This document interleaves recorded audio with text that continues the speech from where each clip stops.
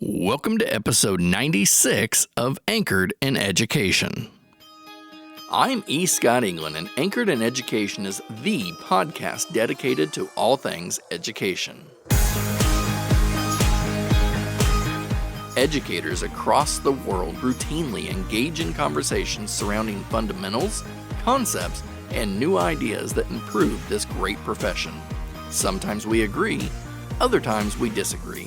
But at the end of the day, we are all anchored in education.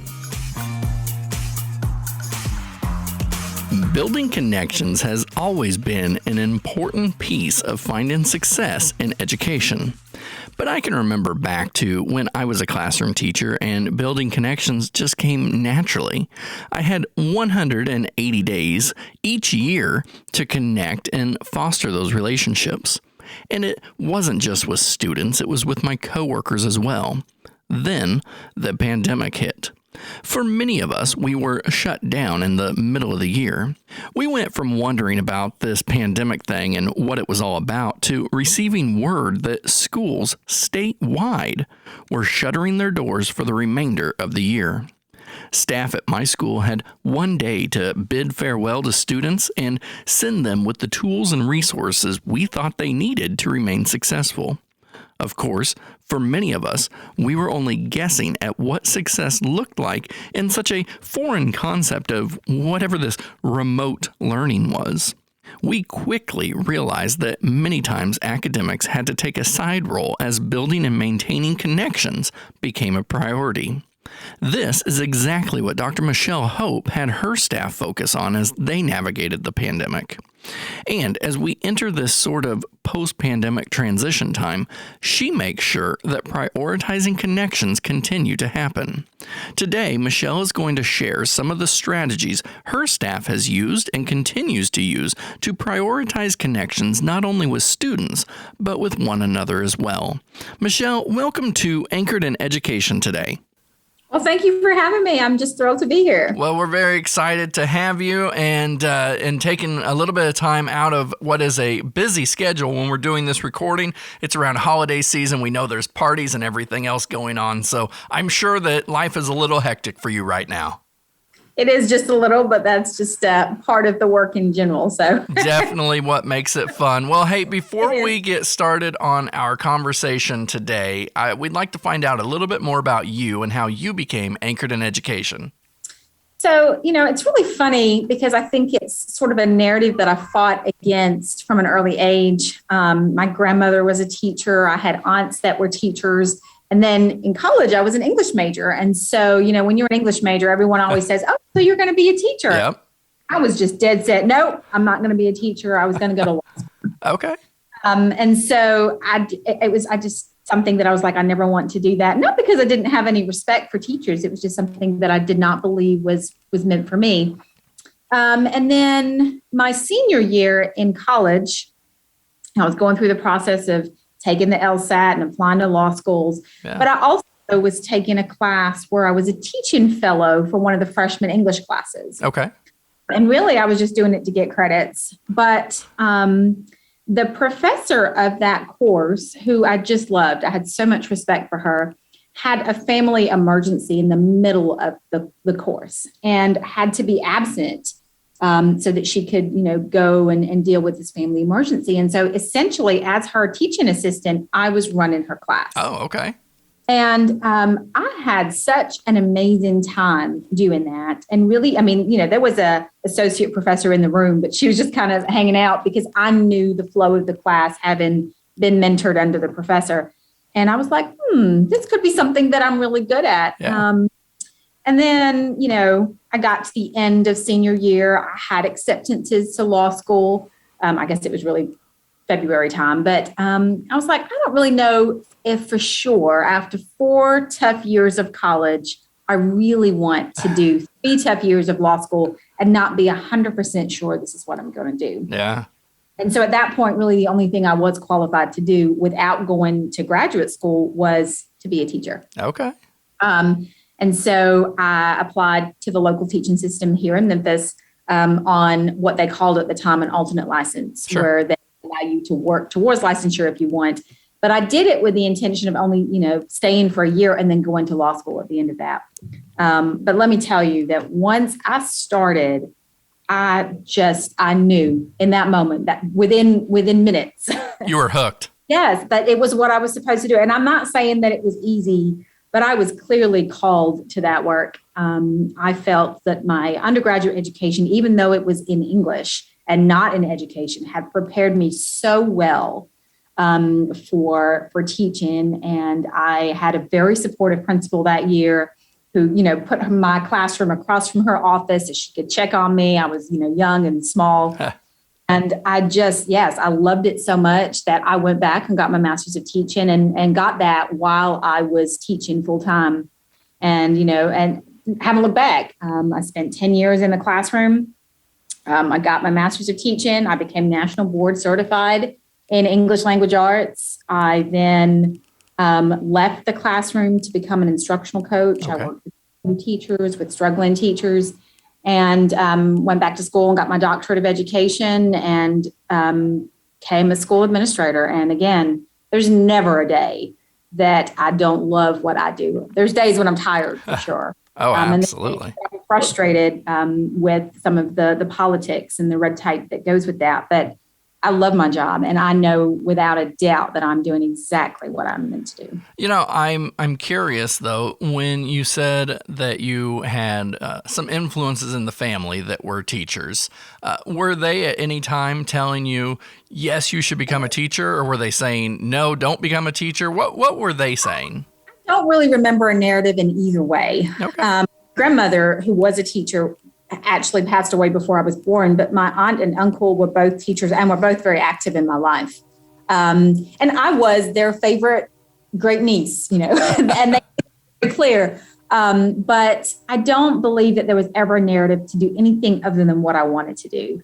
I love that. And I think sometimes we definitely have to carve our path in what we think we're going to do versus what we were called or destined to do. I know that similar story on my end. So love hearing how you ended up anchored in education. We're glad that we have you. I know that your school district and the community is definitely glad. And today we're talking about prioritizing connections, an article you recently wrote, and you talked about it, and we're going to extend that conversation onto Anchored in Education today. So let's shift to culture and climate.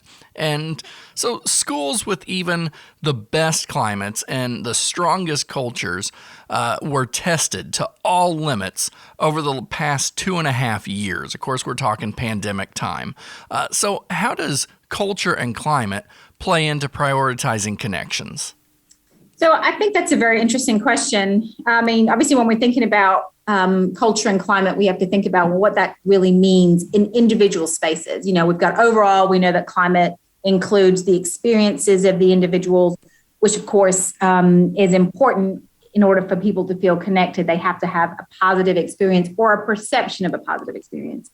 And then culture, we know, includes relationships as part of its nature as well. But a culture that doesn't allow that protected space for connections within the norms of the school, or even the values of the people who run the school, and maybe even the teachers too, will not really allow for genuine connections. And then same thing, in terms of the climate, if we don't prioritize relationships, we can't foster true connections.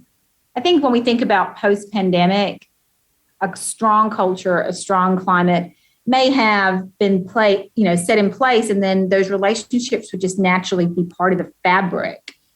People would feel connected to the work. They'd feel connected to their students. They'd feel connected to their colleagues.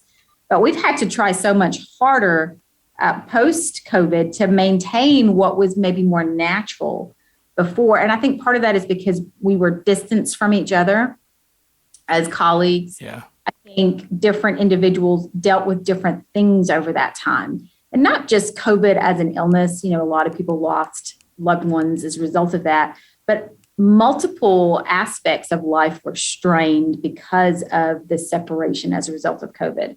You might have teachers that are going through breakups of marriages. And of course, having to be careful and conscious about their state of mind as they come back is important. You might have people that were just so overwhelmed by having to move to a virtual space. With everything that brought in terms of changing the way that we think about teaching, and the way that we can connect with our students. You can't do some of the things virtually that you can do in person. The way that our colleagues, we had this vehicle, which was, in our district, we use Teams. But there's something very disconnected about that, I think. At one point, the infrastructure of Memphis really had a hard time with so many people online. And so we had to turn our cameras off to help the bandwidth a little bit. Yeah. But imagine, leading a meeting and you see people's names, but you can't see their faces. And you don't really know what they're doing on the other side of that camera.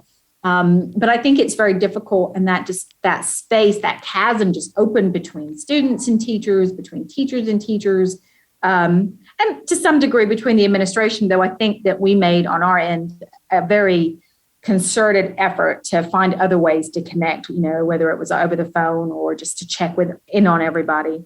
But then to come back and to expect everything to pick up, the way that it was pre-COVID, we just can't. And so I think we've had to be really intentional about reestablishing that culture and climate that really says you matter to the students, you matter to the teachers, and then even you matter to the administration, because we have to get back to that space because everything is different now. This is probably the most normal year we've had in a while, but it's still not the same that it was. Oh, sure. No, you're absolutely right about that. And of course, we know the idea of connecting isn't new. I mean, you were doing connections before the pandemic, but we're primarily talking about prioritizing that, like you said, when our space changed to virtual and everything. And so in the article you highlighted, and I want to quote from what you wrote, you said, trauma from the pandemic, pressures around learning loss, a continued need to quarantine for some,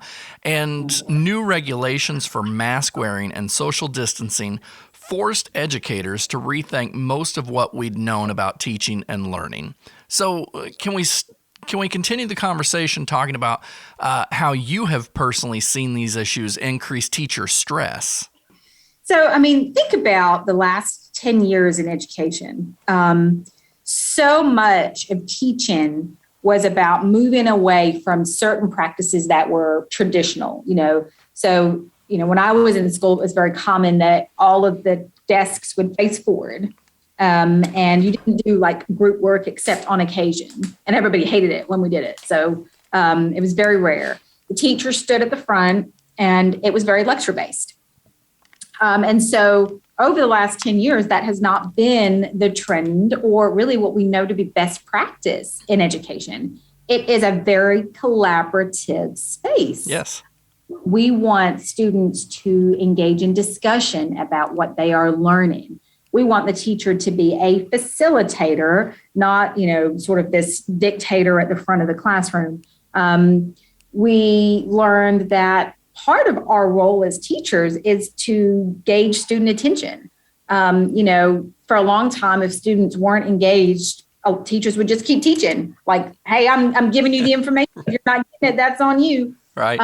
That is not we have not communicated that message in a long time. It really has been about, part of your job as a teacher is to engage children. You are part entertainer, you are part counselor. You have to figure out what it is that students need. And, we've taught and learned strategies about how to do that, how to move in proximity to students to keep them engaged, how to, shorten our chunks of our lessons so that we pace for engagement, and how to include collaboration and teach group procedures and things like that. But none of those applied when we were virtual. Right. Do any of that. You really were a face on a screen given a lecture. And you might have asked students to do things like, for example, our kindergarten teachers were great about sending home little bags of manipulatives, because kids in kindergarten need to be able to, count out things when they're doing math, or to write with a pencil when they're learning to write. But you can't always make kids do that when you're not there with them, And And even when we came back, we were social distancing. So group work was not a thing. Like Right. we didn't do it. And if we did, it was under various, we kept the desks back a little bit and the kids were wearing masks and we had to be super careful about sanitizing before somebody else could come sit down. And so everything changed in terms of that. And for some, it was harder than others. We had teachers, for example, that had pre-existing conditions that had to be very aware of their own health. And so they would stay at the very front of the classroom and not move around, whereas others were more comfortable moving around wearing a mask. And so, none of those things that we have really pushed over the last decade were things that you could do anymore. And so everything changed. For some teachers, it was easier because it was going back to what we knew. For those brand new teachers, it was completely relearning everything that we had told you so far, while you are still trying to figure out how to be a teacher in the first place. Yes. You're still curriculum. You're still trying to figure out how to, have a 20-minute lunch while making copies and parent phone calls at the same time. And so I think that was extremely stressful. There's just a lot that's just going on at a time. And then, on the other end of that, you've still got mandates that are coming down from the state. Well, the kids lost so much learning over this time. We really need to accelerate learning in this time. We really need to bridge the gap in this time.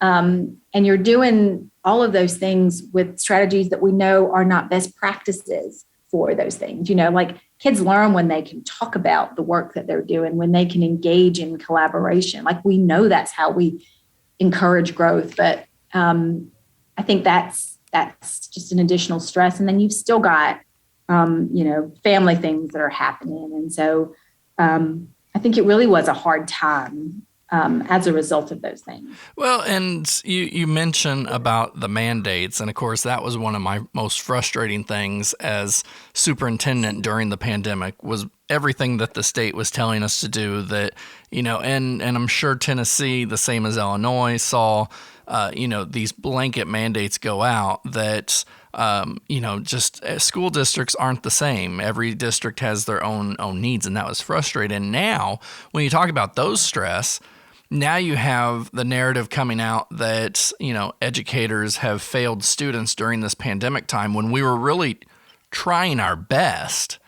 And, For sure. And so, now you're talking about continued stress because of this. Absolutely.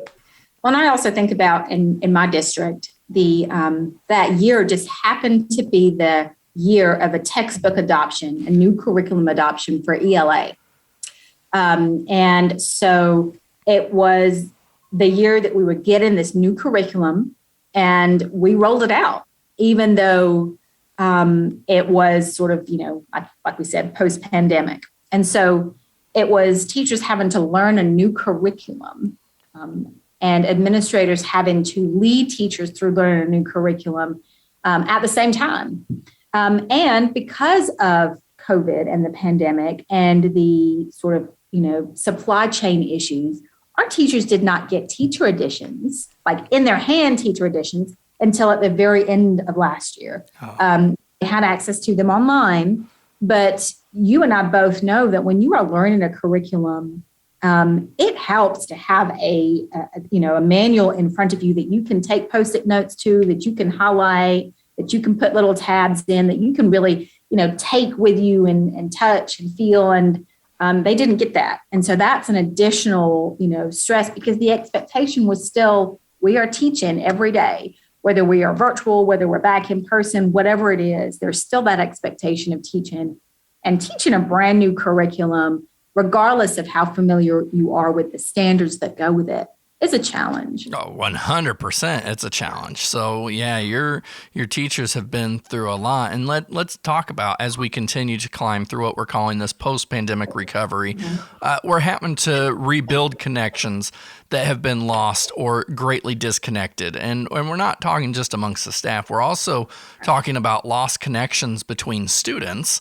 And so what strategies are your team using to build and strengthen teacher-student connections? This is something we've been very aware of, not just because that student-teacher connection is so important for their student growth for student achievement. We know that there's lots of research on that. But also because we know that these students endured something pretty significant in terms of this pandemic. Whether it was that they lost somebody, that they got sick, or whether it was something more than that in terms of, what was their home life like? We have a significant number of students in our district who are considered economically disadvantaged, who, may have struggled just to get basic needs met over this time when a lot of those needs are typically met in the side of the school building. Now, of course, we did what we could to provide meals, but students or parents had to come pick up the meals from the school. So if you had a hard time get into the school in the first place, then you may not have been able to pick those up. So I think that was really something that was on the forefront of our mind last year, but also this year. One of the things that we implemented school-wide was sort of circle, open-in circles or close-in circles, sort of, similar to what might be part of a morning meeting, which we also do in sort of K2 especially. Right. But the circle, strategy means that we spend directed time each day getting to know our students and letting them know us. So, there might be questions that we pose each day that could be as simple as, well, okay, what is your favorite place to go in Memphis? Or it could be something related to something that we're doing that day. So if we're reading a text on something that includes a little boy who, goes to a fairground, the question might have something to do with the fairground. So we kind of set the tone for what we're doing. But we think that that's been really significant in helping everyone just feel grounded at the beginning of the day. Or at the end of the day. There are some teachers that just find it easier to do at the end of the day because in the morning, kids are kind of still trickling in and you don't want people to miss it. The other thing that I think we've done that has been a transition over the last couple of years is we've really moved away from some of that punitive discipline, the clip charts, the pulling the cards, which you see in elementary quite often, the sitting out of recess. Yes. And we've moved towards more restorative approaches, which really is a state move. They've moved towards that. But I think that those approaches really protect student-teacher relationships.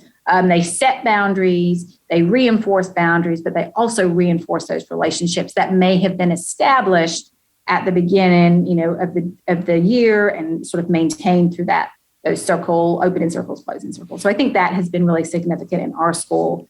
We also have 2 guidance counselors, which we're really grateful for, and they're wonderful, like absolutely wonderful. They do small groups with students. They do one-on-one counseling with students, but they also push into the classrooms and do classroom guidance. And so all of those things are really significant in making students feel safe and protected and welcome here.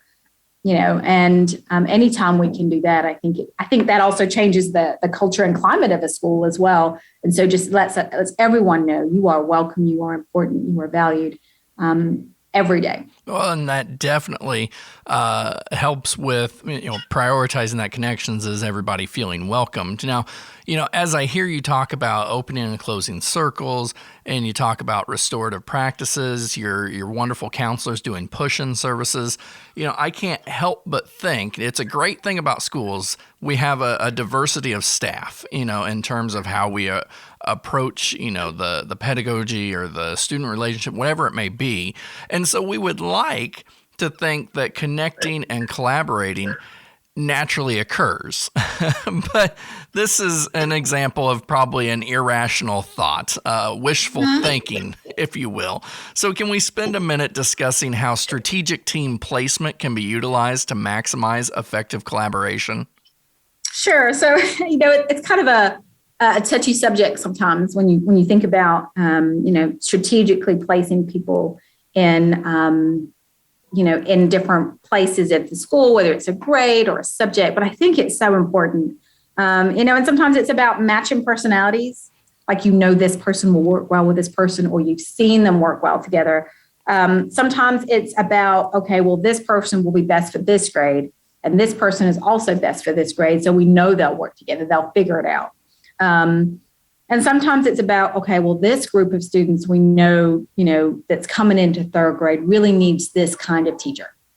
And we know who that person should be. And so, sometimes it's that, and sometimes it's all of those things together. But what I have seen is that when you get it right, it really makes a difference. It does. Just for the students, we see incredible growth, but also for how teachers feel. So I think about this one specific team at my school now. And so we had a new teacher come in at the beginning of this year. Now, technically, she had been a teacher many, many years ago, but had been out for so long that so much had changed where really you could say she's a brand new teacher. And then we put her in a team with two teachers who had been together teaching that grade, been in a team together for a very long time. They were very strong, excellent at building relationships with kids. One of the teachers is the kind of teacher that will go to students' houses, if he needs to. During the pandemic, when we asked students to come up and get textbooks, if they couldn't get there, he took it to their home. So just wonderful together, that team. And then there was another teacher that we placed on that team for a team of 4, who had been in the school for a very long time and had taught one grade for a very long time. And we were moving her from 5th to 4th because she needed a change. Sure. We felt like she needed a change. And so we've got these 4 people together. And when I say that the just dynamic of how they work together is just so beautiful. The returning, quote unquote, new teacher, she said to me the other day that somebody had bet her $20 that she wouldn't make it till the end of the first quarter. And here she is, and she got her $20. And she's like, so I bet them $100 I would make it to the end of the year. She just she lights up now, and she feels, grounded and supported, and they're just wonderful. We obviously ask that teachers meet weekly and in PLCs. They meet with us, but they meet without us. And they're just wonderful. They have parent conferences together. They discuss their student data together. So I think that, we know we got that one right when we kind of put them together. So it really is important. I also know as someone that's worked at the district level that I've coached teachers who have been struggling in certain grades. And we've moved them to another grade and they've been super successful. Or we've moved them to another school and they've been super successful. I know I can think of one who was struggling at a school that was a very small school, but she was the only 4th grade ELA teacher. So there was no one to collaborate with. But she really needed that. She didn't work well without that collaborative piece. And so when we moved her to a school that had 6 other teachers teaching that, she just thrived. So I think we need to think about, what it is that those teachers need from us, what it is that team needs, what it is that those kids need, and really work to try to, step in and fill those needs as best we can. And know that sometimes you don't get it right. You need to make a change the next time. Right. And I know from being in administration, there are times where we can definitely see where a teacher would be a better fit at a different grade level with a different team. And I've also seen where teachers believe they would make a good fit, and I know, maybe not. And it's not a disrespect kind of thing, but we have the opportunity to look from a unique lens on the outside to really see where these connections are being made. A different perspective for sure. But I will just offer this disclaimer that I really believe that part of making teachers feel valued means that they need to feel like they're heard and respected. And so we would never make a team placement change or even appointment, like you're a brand new teacher coming in, we're just going to put you somewhere without having a discussion with the teacher first. And so we have never, and I have never seen a principal do this, just move somebody. And I think when you do that, you create issues. You create issues within the team. You create issues for the teacher. They need to feel like they have some sort of, role in that decision as well, which they should. Now, obviously, as you said, sometimes they may say, hey, I want to go to this grade and teach this subject, but that's just not, you've seen them teach that subject, that's not for them.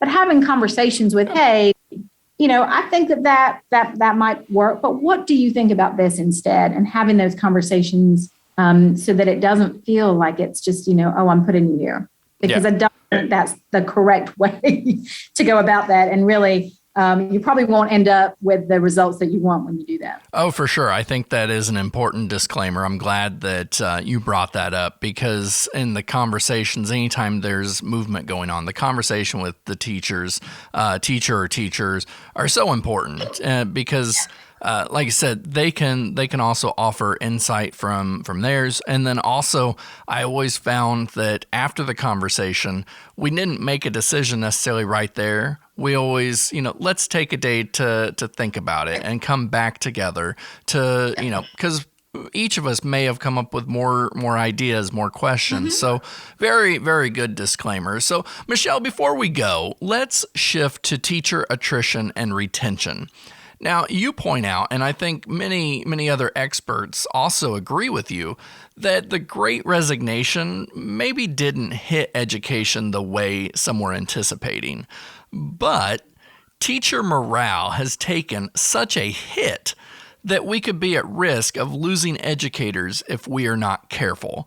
And so let's close out today talking about what roles schools can take in reconnecting teachers with their why. Yeah, so, I think that when they asked teachers, are you thinking about leaving? Many said yes. And then many did not, whether it was because they didn't know where else to go or didn't really have a desire to go anywhere else. Most people don't stay in teaching unless it's something you really want to do. You've got to love this job, and you've got to love children to be willing to stay and push through the noise that's on the outside to get to what really matters on the inside. And so I think that really, connecting teachers with their why happens in two ways. First of all, you simply have to ask them, keep it on the front of their mind. Every year at the beginning of the year, I send out a needs survey to my staff because I want to know, where are you? How are you feeling? Where do you feel like you need support? What can I do for you personally as your assistant principal? And so I send it out in August, and I'll send it out again in January. But I actually asked them on this year's, what is your why? Why teaching? And then specifically, why this school? Why are you here? What is it that is, your reason for being in this work? And then also, I think, so that's the first thing. But also then I think that as an administrator, as somebody in this work that's leading teachers and students through it, you have to live your why every day. You have to know why you're here, and you have to make sure that you do the work in a way that makes that painfully obvious to everybody. And so I like to think that is very obvious in how I interact with students, how I interact with my staff, how I interact with my administration in general, how I interact with families. All of it I think is important. And I hope that everyone knows that I'm in this work because I believe that every child deserves access to high quality education from teachers who just, are willing to do whatever to help kids meet their full potential, both academically and socially. But I also know that teachers can't do this if they don't feel supported, if they don't feel like they have the tools that they need to do those things. That's right. And they also they need to feel connected. We all do. We're all human. And teachers need to feel connected in three ways. And I talk about this in the article. They need to feel connected to their students. They need to feel connected to their colleagues, including their administrators, their principal, assistant principal. But they also need to feel connected to the work of teaching. And that is that why, right? Why you're doing this. What is it that matters about what we do? And so, if you have those things, then, the other things just fall into place. If you can get those connections right on the front end, then we can work on the other things. If you know why you're here and you feel that in all of the connections that you just experience every day, everything else will figure itself out. I completely agree with you. And I think it is often important, and I know I've been in this position personally in the profession, is I have to look at what I'm doing and be able to connect. Is my what related to my why? And Absolutely. When it's not, when what I'm doing is not why I'm doing it, then I have a disconnect and it's time to look. One thing that I like that you said is that, our teachers, our staff have to have connections, and you said including with the administrators. And I think that is something that is just so important, that this is not an adversarial position. And right. And so many times, I see it on social media, people making out that, it's adversarial, and it's not. You can have a tremendous, professional connection with your administrator that will so further strengthen what we do every day, and collectively coming together to do what you said, providing a high education academically, socially to students. And that's the purpose. I think that sometimes it falls to the wayside because there's so many things that a school administrator has to take care of on a daily basis. And really, I could sit at my desk all day answering emails and still not empty my inbox. But I think that we have to be intentional about prioritizing those connections with our teachers. And it's something small. I have a teacher out right now who's home dealing with a family emergency. It took me 2 seconds to send her a text. Hey, just checking on you. How are you doing today? What can I do for you? 2 seconds. That's it. And so it's just the small things, or, hey, in the morning, let's pop in and say good morning. Like, I'm not here for anything. I don't need anything from you. I'm not, I'm just saying good morning. How are you doing? And a smile and a good morning, I think, just goes a long way. It doesn't take long. And so, just take a walk through the building. I remember as a teacher, we had one year in our school where it's a really tough year. We had an administrator that really just was having a hard time, and he ended up being removed in the middle of the school year. They made a change in February. And so it was near the end of the school year, so they didn't have time to interview for a new one at the time, but they brought in a retired principal. And his name was Harold McCrae, and he was wonderful. And I remember, and this was years ago, but one of the things that he did almost every day was walk the building, put his head in, say, good morning. How are you doing? Is there anything you need? And after a tough year in that school where the students were, they'd had very little boundaries, let's say, and the teachers felt defeated. It was just so nice just to have someone say good morning. And is there anything you need?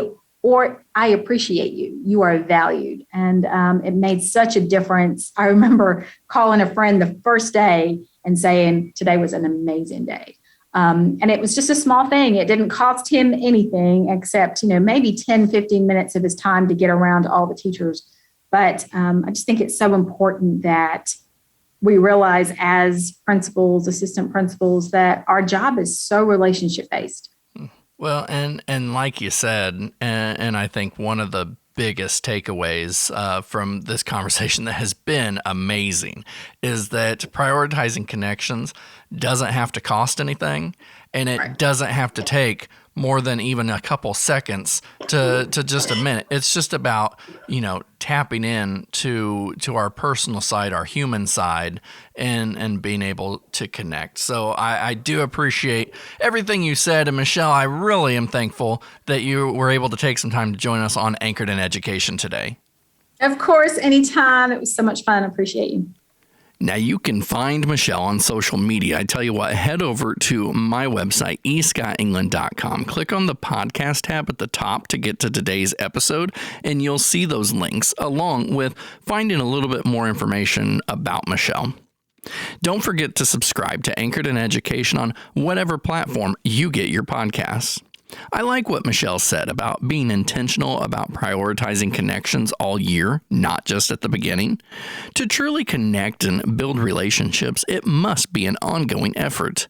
We also must make sure that we are removing barriers that could ultimately prevent us from making authentic connections. To do this, we might have to challenge old ways of thinking. Whether it is how we approach our teaching, classroom management, assessment, or discipline, we must consider the intended effect it will have on our students. For many of those students, we are their best opportunity to connect with an adult. That's no light responsibility. I get it, but it further supports how critical creating an environment of respect and rapport can be. Of the many important takeaways from today's conversation, I also want to highlight how important it is to connect with colleagues. We can absolutely take this into our own hands, but I'm also talking to the school administrators out there. If you aren't creating a time and space for teachers to connect, you need to reconsider. If prioritizing is so important, we can't expect teachers to do it on their own time. It needs to become part of the culture of your school. Once you do it, it'll be amazing to watch the trickle-down effect it has on connections elsewhere. Don't just plant the seed of connecting. Water it, nurture it, grow it, and cultivate it. Doing so will help keep all of us anchored in education.